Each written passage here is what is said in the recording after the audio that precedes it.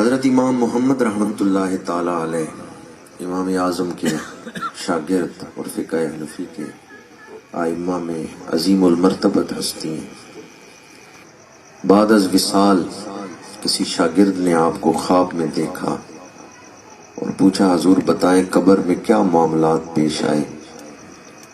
تو آپ نے فرمایا جب فرشتے آئے سوال جواب کرنے کے لیے تو میں نے دعا مانگی، یا اللہ مجھے رسوا نہ کرنا، یا اللہ مجھے قبر میں بھی اور حشر میں بھی رسوا نہ کرنا۔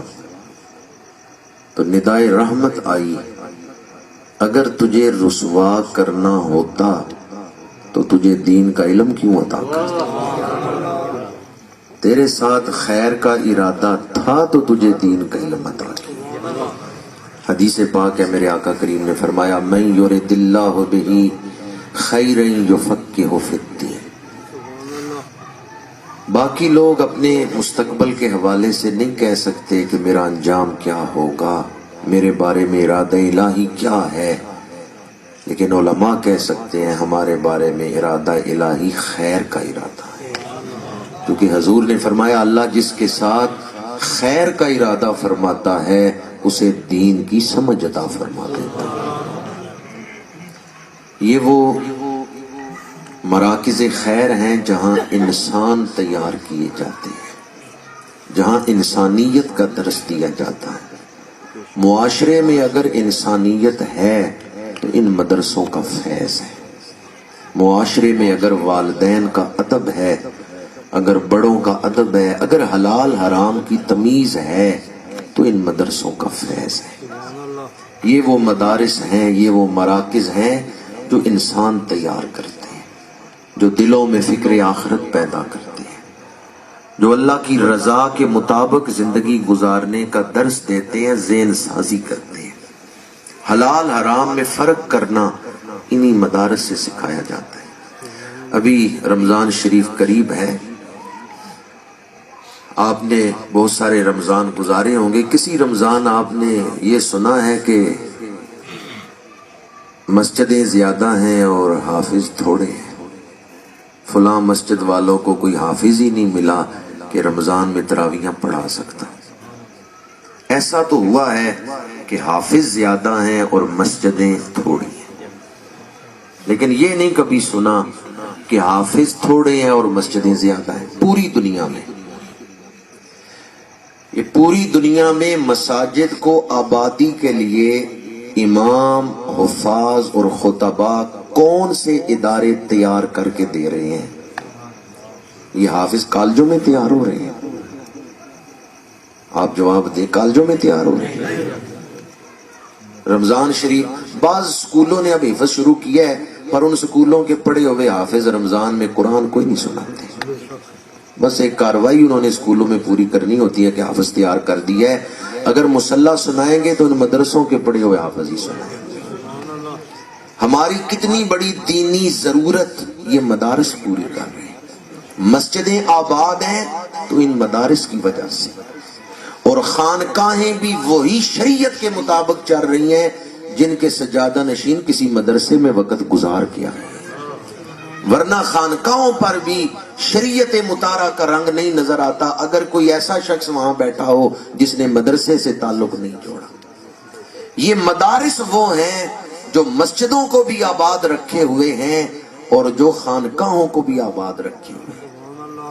کالجوں یونیورسٹیوں پر بہت کچھ خرچ کیا جا رہا ہے، لیکن وہ ہماری دینی ضرورت پوری کرنے کے لیے ہمیں افراد نہیں تیار کر کے دے رہے۔ اگر ہماری دینی ضرورت پوری کرنے کے لیے افراد تیار کیے جاتے ہیں تو وہ ان مدارس میں تیار کیے جاتے ہیں۔ اس لیے ہم اللہ کا شکر ادا کرتے ہیں۔ ابھی حضرت فرما رہے تھے کہ یہ ایک جنگل والی جگہ تھی جو آج آباد ہو گئی ہے، اور میں یہ سوچ رہا تھا کہ جہاں اللہ کا ولی قدم رکھتا ہے وہاں جنگل میں منگل ہو جاتا ہے۔ یقیناً یہاں جو مشائخ تشریف لائے ہیں، جن ہستیوں کا آپ ذکر کر رہے تھے، وہ صاحب کرامت ہستیاں تھیں۔ اللہ تعالیٰ ان کے قدموں کی برکت سے اس جگہ کو صبح قیامت تک آباد رکھے۔ یہ جو مدرسہ ہے جامعہ کنز الایمان، یہ اس علاقے کے لیے اللہ تعالیٰ کی ایک بہت بڑی نعمت ہے، یہ اس علاقے کے لیے اللہ تعالیٰ کی بہت بڑی رحمت ہے، یہ مینارہ نور ہے۔ آنے والی نسلیں اس سے فیض یاب ہوں گی تو آپ لوگوں کو دعائیں دیں گی۔ درخت لگانے والے تو دنیا سے چلے گئے، پر جو چھاؤں میں بیٹھتے ہیں وہ درخت لگانے والوں کو دعا دیتے ہیں۔ یہ ادارہ اللہ تعالیٰ کی ایک بہت بڑی نعمت ہے اس علاقے میں، جو لوگوں کے ایمان کی حفاظت کر رہا ہے۔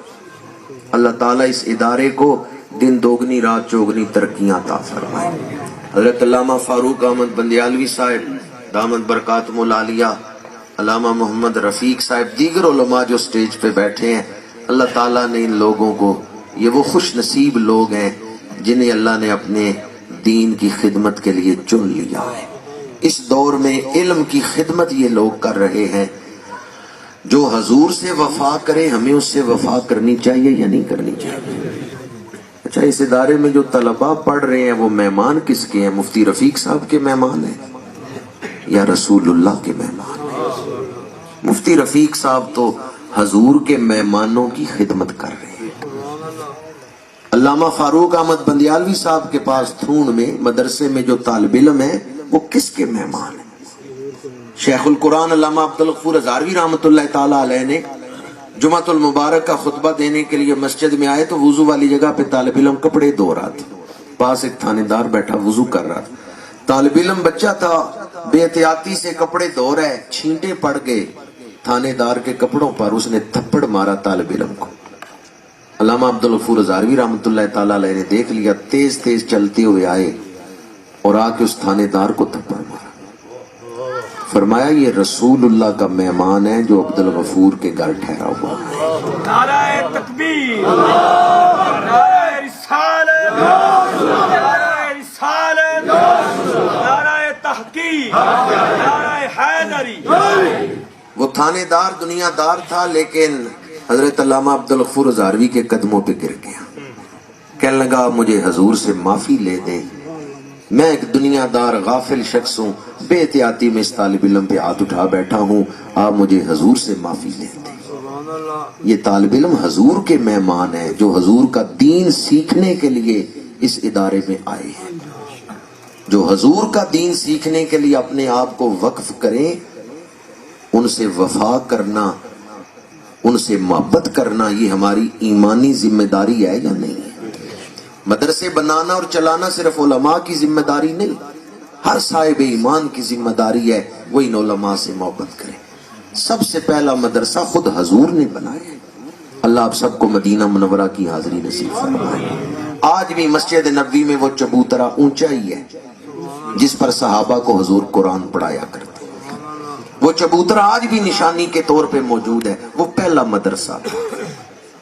یہ جامعہ کنز الایمان اس مدرسے کا فیض ہے، اس کا شجرہ نسب اس مدرسے سے ملتا ہے۔ میرے آقا کریم خود بیٹھ کے قرآن پڑھا رہے ہیں۔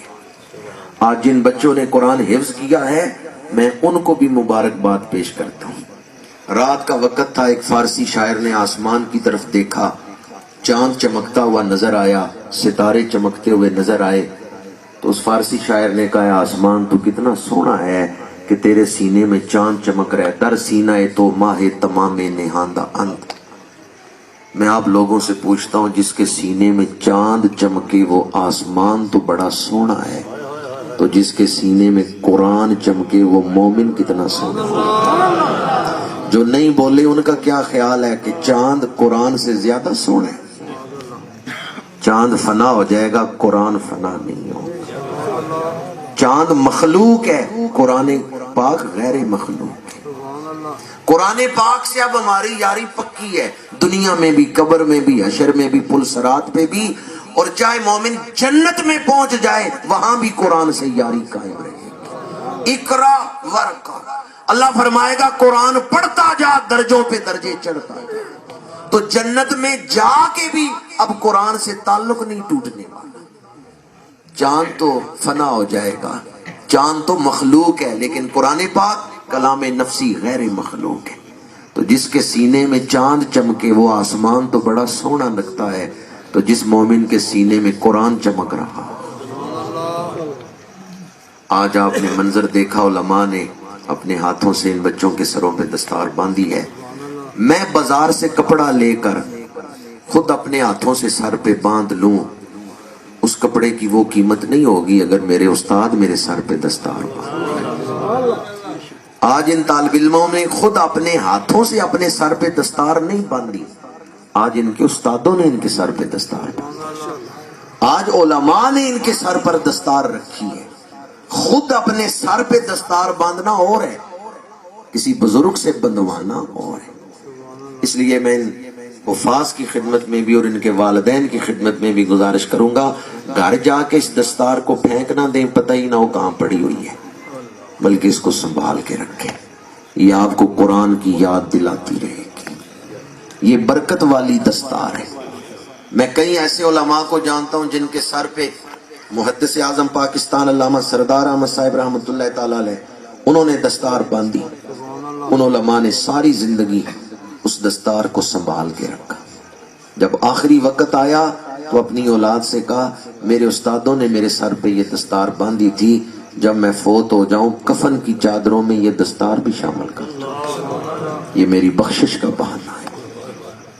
یہ علم کی وجہ سے استادوں نے میرے سر پر قرآن کی نسبت سے باندھی تھی. یہ کپڑا اس کی بازاری قیمت نہ دیکھیں کہ یہ بازار سے کتنے پیسوں میں مل جاتا ہے، اب اس کپڑے کی قرآن کے ساتھ نسبت دیکھیں کہ یہ قرآن کی نسبت سے سر پہ باندھا گیا ہے. ان حفاظ کو بھی مبارک جن کو آج دستار فضیلت ملی ہے. کون سی دستار؟ آپ اکثر اشتہارات بھی پڑھتے ہوں گے، جلسہ دستار فضیلت. آخر کوئی فضیلت تو ان حافظوں کو مل گئی ہے کہ اب ان کو چادر بھی فضیلت والی باندھی جا رہی ہے. دستار فضیلت ہے، یہ عام چادر نہیں ہے، یہ فضیلت والی چادر ہے. اس کو بازاری قیمت میں نہ تولنا کہ یہ کپڑا کتنے پیسوں میں خریدا گیا ہے، بلکہ قرآن کی نسبت سے اس کو دیکھنا. یہ ایمان کا تقاضا ہے. اور اس کے ساتھ ساتھ میں ان کے والدین کو بھی مبارکباد پیش کرتا ہوں. بالعموم والدین کا ہی فیصلہ ہوتا ہے کہ ہمارا بیٹا قرآن حفظ کرے گا، اور اس فیصلے کی وجہ سے شریعت مطہرہ نے یہ بشارت دی ہے کہ حافظ کے والدین کو قیامت کے دن سونے کا تاج پہنایا جائے گا، جس کا ایک ہیرا سورج سے زیادہ روشن ہوگا. میں ایک جگہ اسی سلسلے میں تبلیغ کے سلسلے میں گیا، گجرات میں گاؤں ہے مدینہ سیدہ. تو 12-13 سال کا ایک بچہ، وہ کہتا ہے جی مجھے والد صاحب سے اجازت لے دیں، میں ان کو سونے کا تاج پہنانا چاہتا ہوں. تو والد بھی وہیں بیٹھا ہوا تھا اسی کمرے میں. اس نے کہکا لگایا اور کہکا لگا کہنے لگا، تو مجھے انگوٹھی نہیں خرید کے پہنا سکتا، تو بھی اسکول میں پڑھتا ہے اور تو کہتا ہے سونے کا تاج مجھے پہنانا ہے. والد کو نہیں تھا پتا کہ بیٹا کیا بات کرنے والا ہے. اس نے کہا تو انگوٹھی نہیں خرید کے پہنا سکتا اور تو کہتا ہے سونے کا تاج پہنانا ہے. اس بچے نے کہا جی میں فلاں اسکول میں پڑھتا ہوں، آپ مجھے ابا جی سے اجازت لے دیں، یہ 2.5-3 سالوں کے لیے مجھے اسکول سے چھٹی لے دیں، فلاں مدرسے میں داخل کرا دیں، میں قرآن حفظ کر کے انہیں سونے کا تاج پہنا دیں. بالعموم والدین کا ہی فیصلہ ہوتا ہے، لیکن بعض جگہوں پہ میں نے دیکھا ہے بچوں نے خواہش کی کہ والدین کو ہم نے سونے کا تاج پہنانا.